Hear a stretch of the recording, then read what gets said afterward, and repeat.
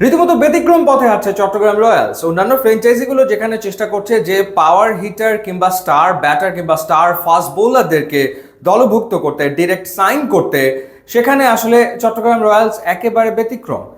তারা সবার আগে দলে নিয়েছে দুজন স্পিনারকে, শেখ মাহাদি এবং Tanvir, left arm orthodox spinner, তাকে কনফার্ম করে ফেলেছে চট্টগ্রাম রয়্যালস। পাশাপাশি যেটা শোনা যাচ্ছে সেটা হলো যে পাকিস্তানের আরেক স্পিনার আবরার, তিনিও আসলে এবারের বিপিএল এ খেলবেন চট্টগ্রামের জার্সিতে।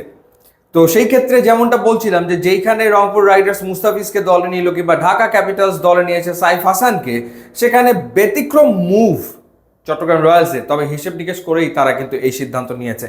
এমন দুজন ক্রিকেটারকে তারা পিক করেছে যারা আসলে এর আগে বিপিএল এ চ্যাম্পিয়ন হয়েছে এবং দলকে চ্যাম্পিয়ন করার ক্ষেত্রে বড় অবদান রেখেছে। দুজনেই একসময় কুমিল্লা ভিক্টোরিয়ান্সে খেলেছেন, কুমিল্লা ভিক্টোরিয়ান্সের হয়ে শিরোপা জিতেছেন। এছাড়া তানভীর কিন্তু লাস্ট সিজনে ফরচুন বরিশালে ছিলেন, ফরচুন বরিশালকে চ্যাম্পিয়ন করতেও কিন্তু তার ভূমিকা ছিল, এবং শেখ মাহাদি রংপুর রাইডার্সের হয়ে খেলেছেন। সো দুজনেই ওয়েল এক্সপিরিয়েন্স ক্রিকেটার, বিপিএল এর জন্য খুবই আদর্শ, কারণ তানভীর এবং শেখ মাহাদি দুজনেই বিপিএল এ দুর্দান্ত পারফর্ম করেছেন ধারাবাহিকভাবে। এই দুজনের পাশাপাশি আবরারকে তারা কনফার্ম করে ফেলেছে। এদিকে যেটা শোনা যাচ্ছে যে রাজশাহী তারা আসলে নাজমুল শান্তকে দলভুক্ত করতে যাচ্ছে এবং নাজমুল শান্তর হাতে অধিনায়কত্ব দেবে। হান্নান সরকার তিনি কোচ হিসেবে এরই ভেতরে নিয়োগপ্রাপ্ত হয়েছেন এবং নাজমুল শান্ত তিনি রাজশাহীর তাবুতে যোগ দিতে যাচ্ছেন এবং সেটা ক্যাপ্টেন হিসেবেই। ফরচুন বরিশালে নাজমুল শান্ত যখন খেলেছেন তখন কিন্তু তিনি প্লেইং ইলেভেনে অনেক ম্যাচেই আসলে ছিলেন না, অনেক ম্যাচে তাকে রাখা হয়নি। তো সেই ক্ষেত্রে একটা ব্যতিক্রমী প্রত্যাবর্তন বিপিএল এ নাজমুল শান্তর কিন্তু হতেই পারে, এবং টি-20তে তার রিসেন্ট পারফরমেন্স খুব একটা ভালো না। দেখা যাক তিনি আসলে কেমন করেন যদি তিনি রাজশাহীতে খেলেন। এছাড়া আর একটা ঘটনা ঘটেছে, সিলেট তার কোচিং প্যানেল ফাইনাল করে ফেলেছে। এখানেও একটা চমক আছে, ইমরুল কায়েস তিনি কোচের ভূমিকায়, তিনি আর বিপিএল এ খেলছেন না, কোচের ভূমিকাতে তিনি থাকছেন এবং ব্যাটিং কোচ হিসেবে যোগ দিয়েছেন মেহেদী হাসান মিরাজের দলে।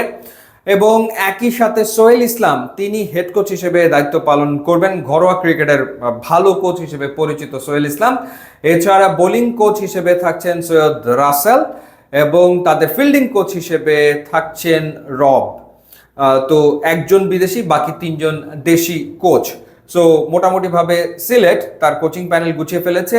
নাসুম আহমেদ, মেহেদী হাসান মিরাজ তারা তো সিলেটে থাকছেনই। সো ওভারঅল প্রত্যেকটা দলই কিন্তু নিজেদেরকে গুছিয়ে নেওয়ার কাজ করছে। তো সেই ক্ষেত্রে দেখা যাক, তানজিদ তামিমের আলোচনা চলছে রাজশাহী ওয়ারিয়ার্সের সাথে। নাজমুল শান্তর পাশাপাশি তানজিদ তামিমেরও যোগ দেওয়ার কথা রয়েছে এই দলটাতে।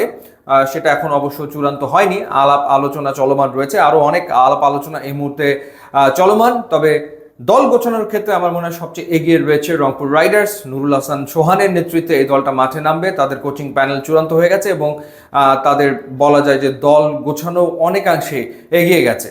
তো এই ছিল বিপিএল এর আপডেট। ইউটিউব এবং ইনস্টাগ্রাম লিঙ্ক দেওয়া আছে, আপনারা যদি যোগ দেন তাহলে খুবই খুশি হব। And thanks for watching.